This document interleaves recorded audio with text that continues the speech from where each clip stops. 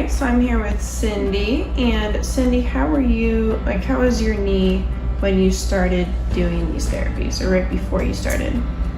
Well, my knee had started hurting, probably 6 months or so ago. And then all of a sudden I was to the point where I couldn't go up and down the stairs and put any weight on it at all. So I knew I had to do something because it wasn't an acute injury, it was just working up to that. So I wasn't walking very well and I was in a lot of pain. All right, and then how have you been doing now? You've been doing this stuff for a few weeks now, these therapies? Yes. How have you been doing with that?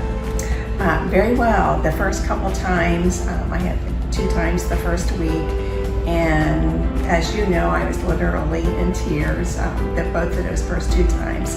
But after that first week, I started noticing a change, and I just felt like the therapy that I was doing was working and it was going to be okay. It's just getting through the pain of it initially and knowing in my head that this is what I needed to do.